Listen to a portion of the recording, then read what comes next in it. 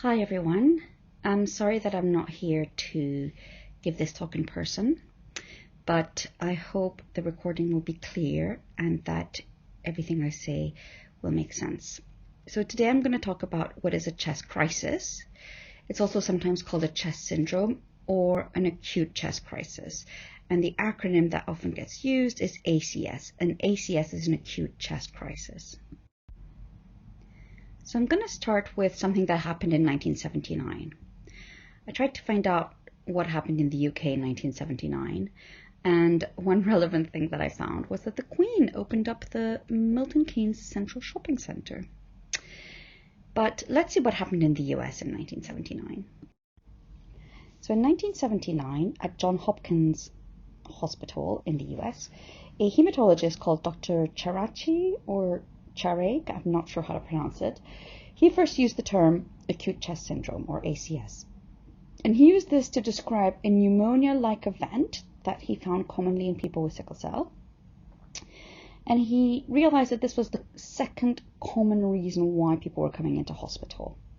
And not only that, but he identified that it was one of the top causes of mortality for people living with sickle cell. So how do we define an ACS or an acute chest syndrome or a chest crisis?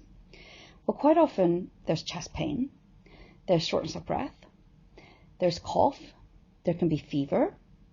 When the doctor is examining the lungs using a stethoscope, there's usually something abnormal like wheezing or crackles. The chest x-ray doesn't look right. There's new infiltrates. An infiltrate is like a little white dash or white fluff on the chest x-ray. The patient is hypoxic, that means they've got low oxygen levels.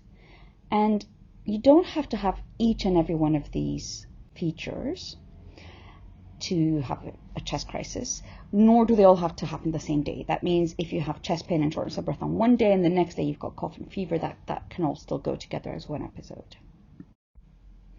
So before we go any further, I'd like to say a few words about low oxygen levels. So you'll probably all know that we measure oxygen levels using a pulse oximeter, and that's the oxygen sats. And we do that by putting a little machine around the finger, and that little machine has a red light that goes through the skin, and based on the color it can see through the skin into the blood vessels, and how much light goes through and how much light comes back, that light will measure how much oxygen is in the red blood cells. Now, obviously, it's not an exact amount, but it's a very good estimate. However, we now have evidence that people with darker skin, that number is not as accurate as people with white skin.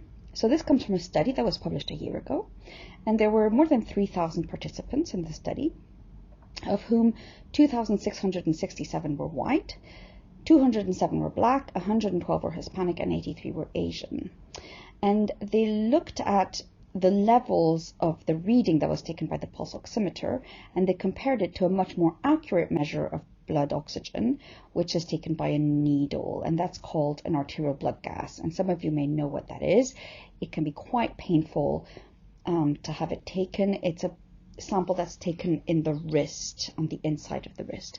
And what they found was that if you compared the level that is given by the pulse oximeter compared to the one that's taken from the blood gas, then people with darker skin had higher readings on the pulse oximeter than the white patients.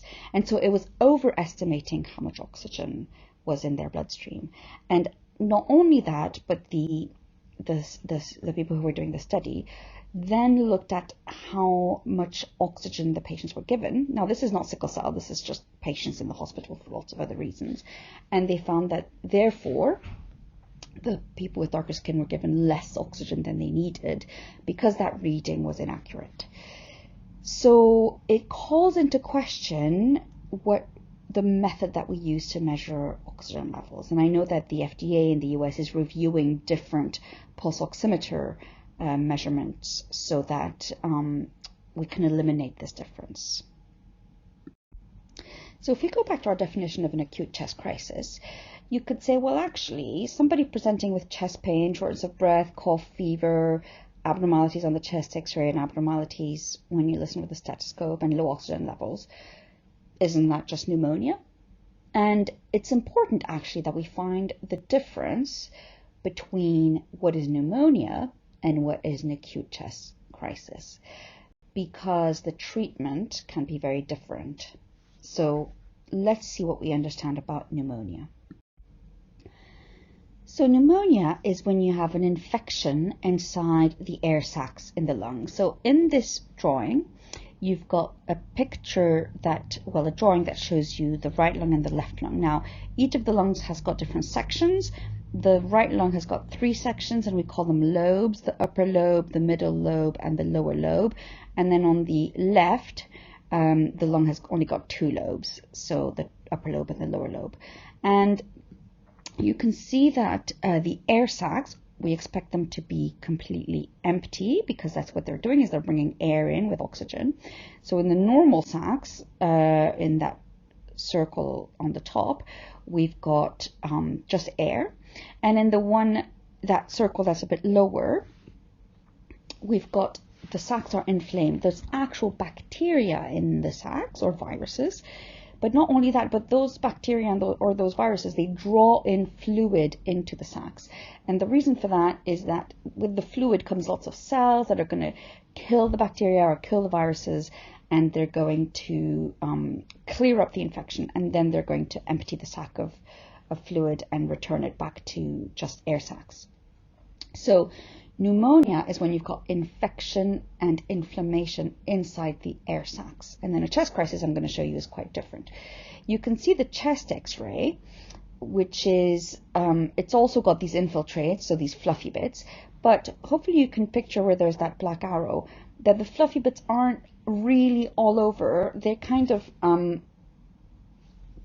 together in one area. And that's because it's the lobe of the lung that's affected, so it's less patchy and more concentrated in one area.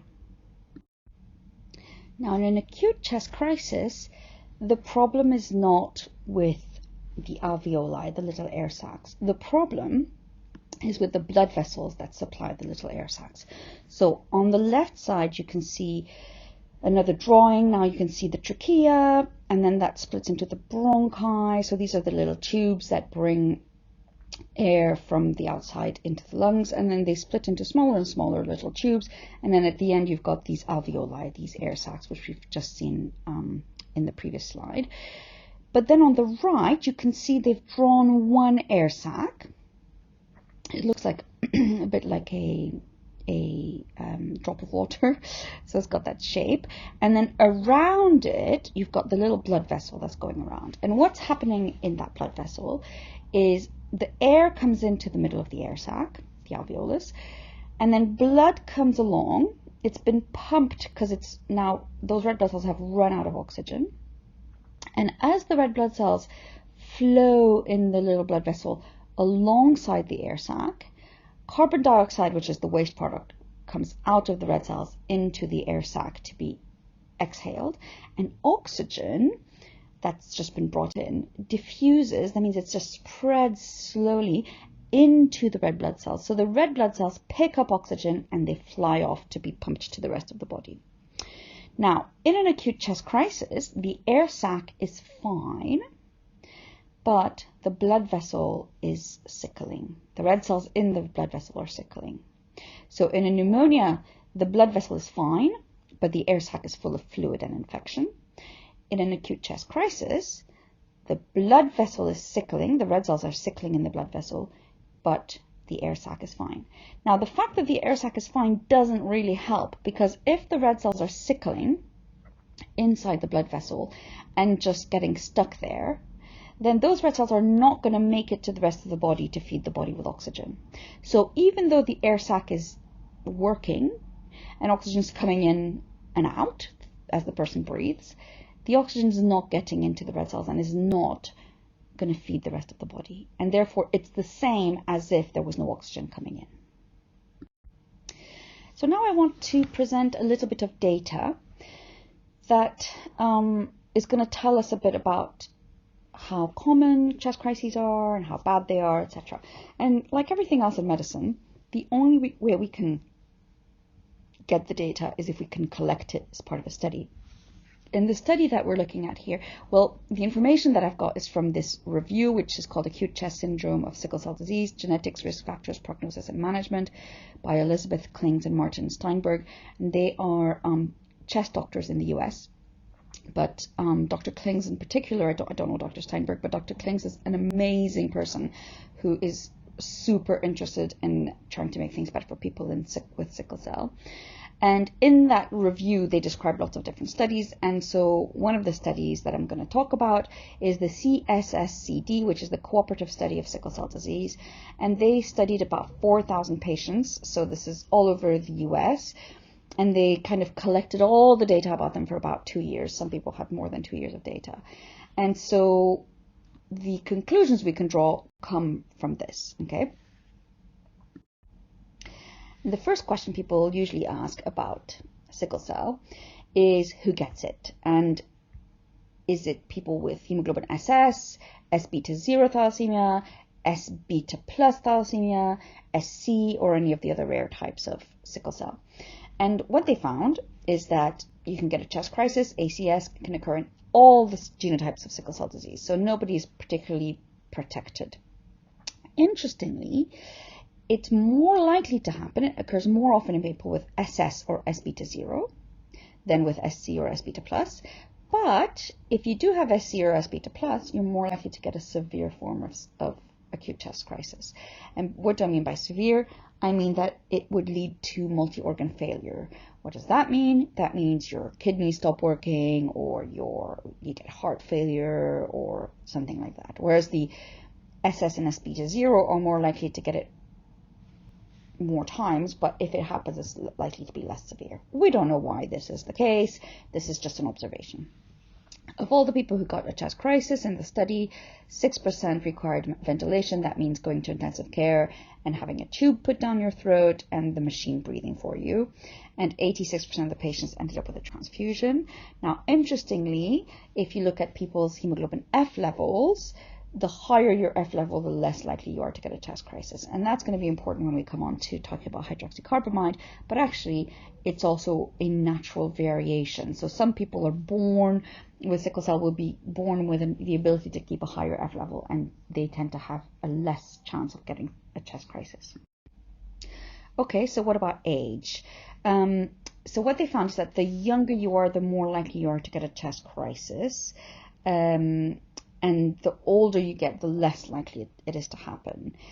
However, in children, they were more likely to present with fever and cough and nothing to hear in the chest, so the doctor would listen to their chest and it would sound completely clear. Whereas in adults, they're more likely to present with shortness of breath and chest pains, severe chest pains. Also more likely to have chills. Whereas in children, very little or sometimes no chest pains at all. In children, we often find bacteria in the blood, and I'll get onto that a bit more detail later. In adults, well, adults were twice as long, well, their admissions in hospital were twice as long as the children's ones, and they had a 4 times increased risk of death compared to children.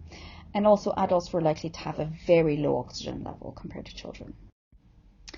What about the triggers? Now, this is really interesting. Most often, people don't come in with a chest crisis. It develops 1 to 3 days after being hospitalized for a VOC, a vaso-occlusive crisis or a painful crisis. And the reason for that is fat necrosis and emboli, and I'm going to explain that with some pictures in a bit. The second thing that triggers it is infection. So a painful crisis can lead to a chest crisis or an infection. So a chest infection, you know how I showed you at the beginning about there can be infection and inflammation in the air sacs themselves in the lungs. Well, sometimes that then triggers sickling in the blood vessels. So you can start off with an infection, chest infection, and go straight on to a chest crisis. So here I'm going to explain about these emboli. So I've shown 2 knees here. The knee on the left is a healthy person, and the knee on the right is somebody with sickle cell. And there's some differences in the sort of coloring of the pictures, and that's just to do with how they've done the scans, which I can't explain because I don't really understand it. And you can also see that the person with sickle cell, there's something bizarre going on with their muscles because the muscles are thicker, but I'm not going to concentrate on that at the moment. I just want you to focus on that bone that's coming down from the top. And if you compare those two pictures, you can see that the person with sickle cell has got, it looks like a hole in the scan, okay? It's got that area that's really abnormal. There's like a dark hole in the middle and then that really bright white surrounding. And what's happening there, that's a sickle cell crisis. That bit of bone has had really bad sickling long enough that the bit of bone itself has died. And that is, another name for it is osteonecrosis, and it's something that happens literally all the time to people with sickle cell. Bits of bones die. Now, bone is a very alive tissue, so if you have a little bit of bone that dies in a sickle cell crisis, chances are after the crisis is over, your body will repair that bit of bone, okay? If there is lots and lots of crises happening always in the same place, it can lead to long-term damage, which I'm not going to talk about today. But I just wanted to show you that picture of a very acute, in the middle of a crisis, that little bit of bone has died off. So the question is, what happens to it? Yes, it can just heal up, but unfortunately, when you have a crisis, there can be a break in the blood supply, and I'm going to show you that on the next slide. So on this slide, you can see a blood vessel. The middle pale pink bit is what we call the lumen. That's like the inside of the blood vessel, the bit through which all the blood cells are flying. And you can see there's a break on the bottom, and there's little platelets, those little stars, those little purple stars are basically trying to repair a hole that's happened in this blood vessel. Now, obviously, if I mention a break in a blood vessel, you think, I don't know, you might have cut your finger with a knife, and then obviously that creates a hole in a blood vessel. But what I'm talking about here is holes in the blood vessels that happen naturally in the middle of a sickle cell crisis. And the reason why it happens is because, as you know, the abnormal shapes of the red cells that block the blood vessel means that all the tissues supplied by that blood vessel don't get any oxygen, but actually the blood vessel itself doesn't get oxygen because all of those cells that make up a blood vessel, they also need to be fed by oxygen. So they can die and break down, and you end up with a break in the blood vessels.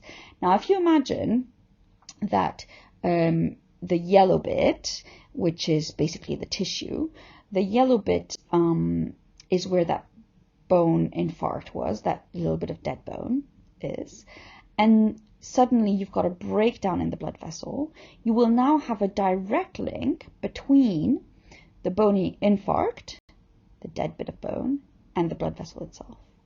And unfortunately, then what happens is you can get a leakage of dead bits of bone into the blood vessel.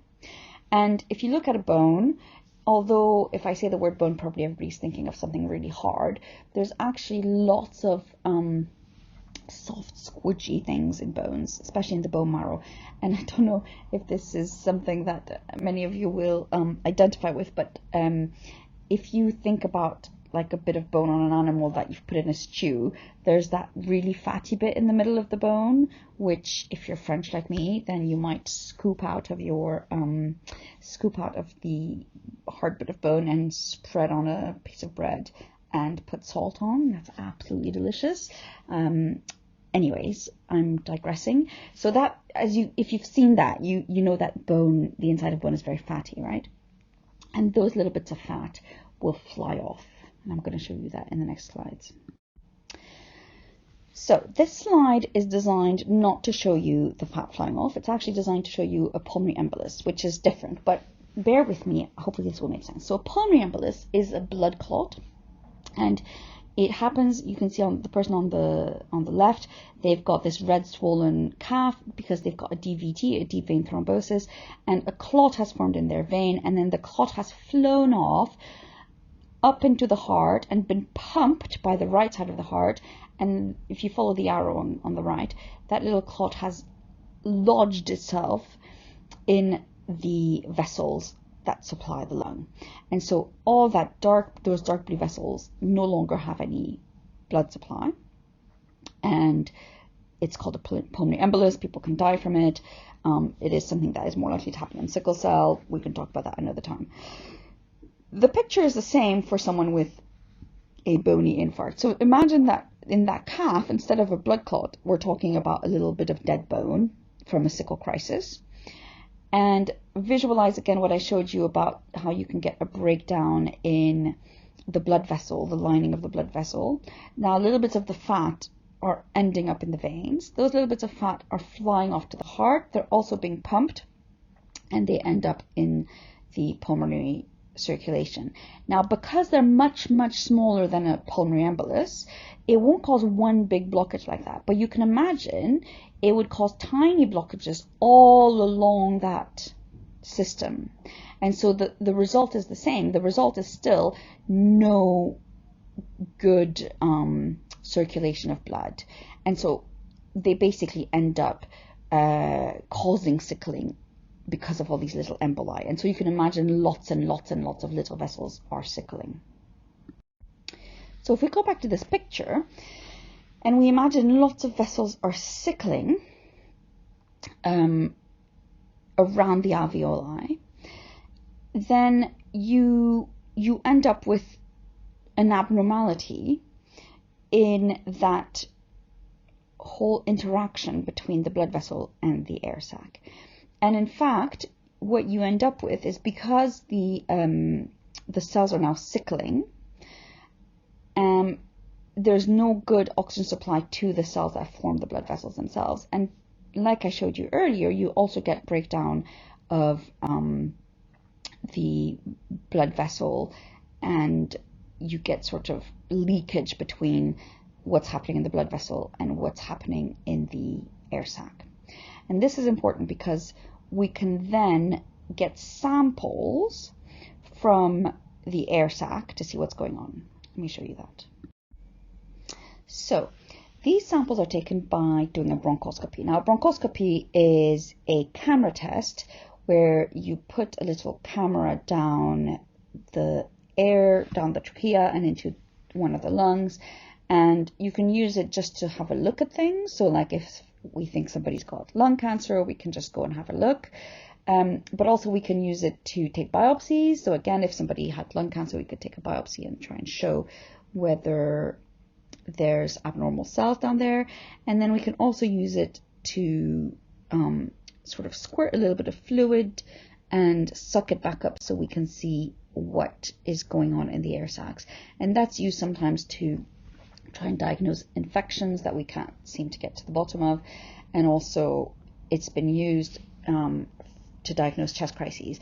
And you can do a bronchoscopy in somebody who is awake. So that's like an outpatient procedure that's done, as I said, for lung cancer, for example. So they give you something to make you a bit woozy, and then they do this test. But in this example, it's somebody who is in intensive care.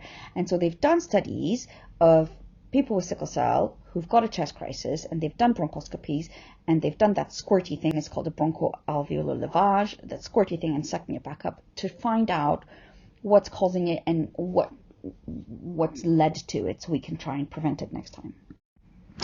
And this is what they found.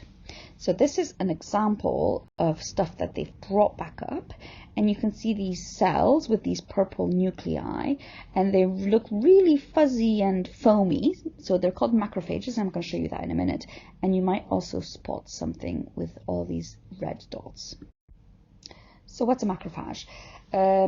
These are all the different types of cells in our body, of blood cells, sorry. The red blood cell, or erythrocyte, you recognize on the middle, on the bottom row. To the right of that are the platelets, the tiny little starry things that stop us bleeding. And to the left of that is a macrophage. Now, a macrophage is a cell that eats things. Macro means big and phage means eating. And then on the top row, you've got the white blood cells. One's called a monocyte, one's called a lymphocyte, one's called a neutrophil, one's called an eosinophil, and one's called a basophil. So let's have a look at what macrophages do.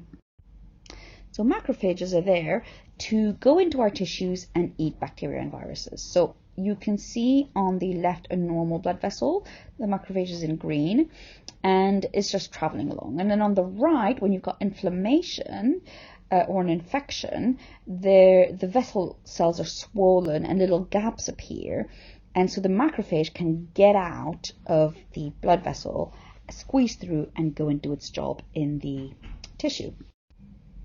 Once it gets there, it eats things. So number one, you've got a macrophage, and it's got lysosomes, which are like little bubbles inside it with toxic material, and then you've got these little red viruses outside it. So the macrophage sees that there's viruses. Number two, it sticks out a hand or a mouth and puts it around the virus. Number three, sucks it in. Number four, it fuses. It joins together the bubble that's got the virus and the bubble that's got the toxic stuff. Number five, the toxic stuff has killed the virus. And number six, it spits everything back out. And that is how macrophages work. And they eat viruses and they eat bacteria and try and clean up our tissues, get rid of bad things. Back to our picture of a bronchoalveolar lavage. I hope you can now see that these are all macrophages, and that red, all those red little dots are basically bacteria inside a macrophage. So that macrophage has eaten bacteria and it's going to be in the process of killing it. But what's really I want to show you is that if you did a bronchoscopy down my lungs today, you wouldn't see all this. And if you do a bronchoscopy down the lungs of somebody who's got sickle cell who is feeling fine, you wouldn't see all this. But we see that in somebody who's got a chest crisis. And where does the fat come from that's inside all those macrophages? So you've got that one macrophage with the red things, that's bacteria. But the others are full of fat. And that fat is basically little dead bits of bone. Okay, so that's how we know that a chest crisis is brought on by a painful crisis. You get the painful crisis, dead bit of bone, breakdown in the blood vessel, dead bit of bone, fatty stuff goes into the blood vessel, flies off into the lungs, and ends up in the lung circulation, starts sickling there, breakdown of the vessels there, leaks into the air sac. Okay. So what about infections? I said that you could have a bony crisis triggering a chest crisis, but what about infections? Well, in 50% we can't find any specific cause of infection, but when they looked in that study I told you about at patients who were admitted to intensive care with an acute chest crisis, in 30% they could find the cause, and one common cause was Staphylococcus aureus, which is a skin bacteria, and they found a lot of respiratory viruses as well. And in particular, the flu virus can trigger a chest crisis, and this is why we bang on about having your flu vaccine. What about hydroxycarbamide? Those of you who know me well would be very surprised if I gave any talk and didn't mention hydroxycarbamide. So the data we have about hydroxycarbamide and chest crises dates back from the multi-institutional study of hydroxyurea, MSH study, that started in 1992. So in the study, they randomized 152 adults with sickle cell to taking hydroxycarbamide, and another 147 received placebo. And then they were followed up for about 10 years before the study was published, but of course now we have more than 30 years of follow-up. And what they found was that the likelihood of getting acute chest syndrome was reduced by half over a 2-year follow-up. So the people who were on hydroxycarbamide got half the number of crises, chest crises, than the people who got the placebo. They then did a different randomized study in Africa. There were 187 children, and they compared one group that had just a fixed dose, which is basically 20 milligrams per kilogram per day. And then another group, they were increasing the dose. Now, the reason for this is because in a lot of places in Africa, it's not really feasible to do the follow-up blood tests to make sure that the white count's not going too low. So they've seen whether just giving a low dose without doing blood tests is as good. And what they found is that although the children who were on the low dose did have fewer crises, chest crises, than children who didn't have any hydroxycarbamide, actually the ones who were on the higher dose did better. They had fewer cases of acute chest crises. So what does that tell us? That the more hydroxycarbamide you're on, the less likely you are to get a chest crisis. Of course, some of our patients are on red cell exchanges. Now, some people go on red cell exchanges because of having had a chest crisis before, but there's plenty of people who who are on a red cell exchange program for other reasons. In fact, there was a study that was looking at red cell exchanges in preventing strokes in children with sickle cell. It was called the STOP study, and they then went back and compared the 130 children who, well, half of them, there were 130 children in the study, half of them were having chronic transfusions and half were having usual care. And actually the chronically transfused group had an 8 times reduction in the episodes of acute chest crises. So the thought is that there might be a role for chronic transfusions in preventing acute chest crises in children and adults. And this is particularly true for those who can't tolerate hydroxyurea. Now, some of you might have picked up that this reduction was 8 times compared to the hydroxycarbamide reduction, which was twice, because that risk was halved. But I just want to make it clear that we're not comparing the same groups. So the hydroxycarbamide was all patients with sickle cell, whereas these patients in the STOP trial were children who had something that was putting them at risk of a stroke, and so they probably have a more severe version of sickle cell than others. So I don't think you can compare the 8 times versus the 2 times. So we said at the beginning that anyone with sickle cell can get a chest crisis, and it'd be really good if we could predict who's going to get one and predict how severe it's going to be. Now, I've already said that if you come into hospital with a vaso-occlusive crisis, you've got a risk of then developing a chest crisis, and that risk is about 1 in 5. So out of 5 people admitted to hospital with a painful crisis, 4 won't get a chest crisis, but 1 will. And people have worked on different predictive scores, and I haven't put them all here on the slide. But for example, this one that uses a reticulocyte count, white cell count, and the presence or absence of spine and pelvic pain, they worked out the sort of scores, positive, negative, depending on what, on various criteria. And if they use that score, they had an almost 100% negative predictive value, which means if the scoring system said that this person is not going to get a chest crisis, then that was right. They wouldn't get a chest crisis. But it wasn't very good at a positive predictive value. So if the scoring system said you are likely to get a chest crisis, only about 40% of those did get a chest crisis. So really, it's not that useful, this predictive score. And there's some other scores that have been tried to be worked out, but basically no one's found a really good prediction. What we do know is if patients have fever, the lower your saturations, the worse, the lower your hemoglobin, and the higher your white cell count. Those are all predictors of a chest crisis developing. I've also said that a chest crisis can be very similar to other problems in the lungs. So for example, especially in children, you can get confused between an acute asthma crisis and a chest crisis.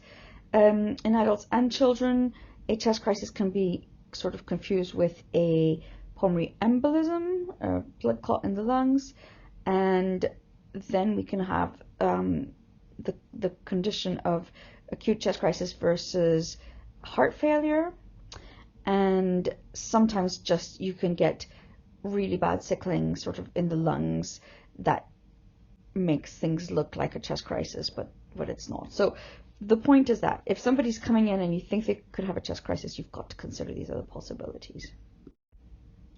Now, some people have thought maybe we could try and predict or determine if someone's really having a chest crisis or it's one of these other alternatives by using an ultrasound. So it's called point-of-care lung ultrasound. You will all know about using ultrasounds to look at babies in the womb, or ultrasound probe to look at the abdomen so we can work out if somebody's spleen or if they've got gallstones. And obviously we use the ultrasound to do an echocardiogram on the heart. But some people have tried to use ultrasounds on the lungs and to sort of pick up what's happening in the lung tissue.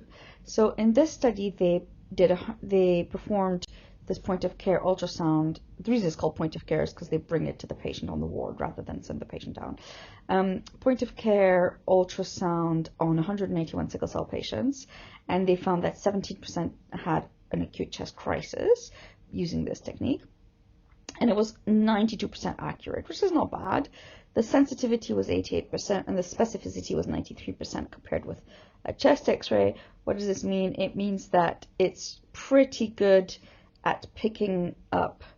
So sensitivity means that you've picked up every single one. So you would have essentially missed 12% of them.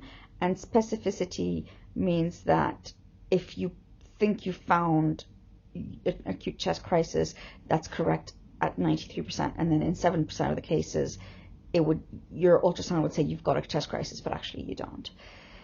The other thing that can be quite useful is a CT pulmonary angiogram.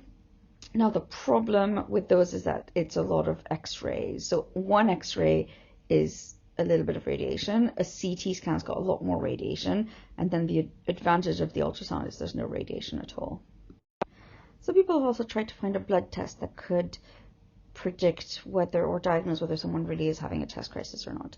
So they use this enzyme called secretory phospholipase A2, SPLA2. Its job is to cut free fatty acids that circulate with fat embolism. So because we know that these little pieces of fat are leaving the bones and going into the chest, that's partly what's causing the chest crisis, it kind of makes sense that if that's happening, then you should have an increase in the enzyme that's going to break down this fat.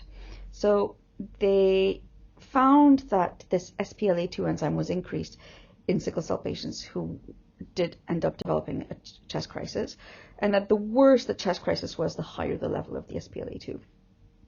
And then they thought, maybe we could use this to predict who's going to get a chest crisis and prevent it. So they took 15 patients in whom they found this high SPLA2 once they were admitted to hospital with a painful crisis, and they got randomized to either get a top-up transfusion or standard care. Now, this is not an exchange transfusion, which is what we use to treat sickle cell acute chest crises. This is just a top-up transfusion. And standard care means you just treat the patient as you would, so with painkillers and fluids and all that. And what they found is that of the 8 that were randomized to standard care, 5 of them went on to develop an acute chest crisis, whereas none of the 7 that were transfused developed an acute chest crisis. So in this little study, it was extremely beneficial to use this SPLA2 to find who's going to get a crisis and prevent it with a transfusion. However, let's not get too excited. It's only 15 patients, and it's still just a research biomarker. We can't measure this in most labs, and we don't really know yet whether this SPLA2 is involved in causing a chest crisis or just is a marker of inflammation. So more studies are needed. Now, I've already said that a chest crisis carries a risk of death, but what if you don't die and you survive? What's the sort of long-term effects? And essentially, it does actually damage the lungs. So it's not just a one-off episode that can be very dangerous. It also can cause long-term damage. So this is a way of measuring lung function. You breathe in and out through this tube, and then there's lots of measurements being done about how big the volume of your lungs are, how well you can breathe in, how well you can breathe out. And essentially 90% of people in one study who'd had a chest crisis in the past had abnormal lung function tests later down the line. So really we want to try and avoid chest crises as much as possible. So what do we do? How do we treat it? So this is the treatment that is in that review article I was talking about. So this is an American hospital. Basically, when they have patients that are hospitalized with a painful crisis, or obviously a chest crisis coming in straight, they make sure that they give all the patients an incentive spirometer, and they give prophylaxis. That's like a little injection under the skin, low liquid heparin to prevent blood clots. Now, I haven't shown you this, but there's another very nice randomized control trial where they admit patients with a painful crisis and they randomize them to having the incentive spirometer or no incentive spirometer. And what they found is that the ones taking the incentive spirometer regularly, that is 10 times an hour for every hour that they're awake, massively reduces the risk of developing a painful crisis. And that's really important. Oh, sorry, not a painful crisis, a chest crisis. And that's really important because what that's doing is it's opening up your lungs and giving more oxygen to the base of your lungs. And that means that even if the cells start to sickle in the blood vessels that are going around the air sacs, because you're improving how much oxygen there is, that sickling is reduced as much as possible. Now in the US, they also put the patients who are in with a chest crisis or who develop a chest crisis in either intensive care or like a high dependency unit. I have to say we don't do that here. We obviously would move someone to intensive care if they were becoming very unwell and if they needed ventilation. But in the US, they don't keep patients on the ward with an acute chest crisis. They put them in high dependency units. The other thing I thought was interesting is that they are very careful with IV fluids, because apparently you can develop some heart failure from if you're having a chest crisis and you're on IV fluids. It can put extra strain on the heart. So they are particularly careful about IV fluids. What about us here in Oxford? We've got our guideline. I'm not going to show you the whole thing, but we absolutely have a guideline about monitoring, making sure we're doing regular SATs on air for all of our sickle patients when they're admitted, so that we can start to pick up early if they develop a chest crisis. And we've got very good criteria for when should we start to consider an exchange blood transfusion, because exchange blood transfusions are the treatment for acute chest crises. It's that which is going to reverse the sickling that is happening in the lungs, and that is what is life-saving. And now, last but not least, what about antibiotics? I said at the beginning that sometimes a chest infection can be sort of confused with a chest crisis, but also infection in the lungs can precipitate a chest crisis. So generally, even though we don't often find a bacteria or a virus that causes a chest crisis, very often we use these antibiotics empirically. That means we're just going to assume that there might be a infection that has set this off. And so we want to make sure we use antibiotics that are going to cover our worst nasties, the Streptococcus and Haemophilus. These are the encapsulated bacteria that people with sickle cell really cannot fight because their spleen doesn't work, but also more common community-acquired pneumonia bugs like Mycoplasma and Chlamydia. I know you might be surprised to hear me say chlamydia. So there's two types of chlamydia. There's the chlamydia that's a sexually transmitted disease. This is a different chlamydia that causes pneumonia. And then obviously it can be viruses as well. If somebody has proven influenza, we use an antiviral. And if somebody's got COVID, we use an antiviral as well. So this is my last slide. I hope that I was able to give you some helpful and useful, important, interesting information about chest crises. If you have any questions, Sandy or I would be delighted to answer them. Thank you.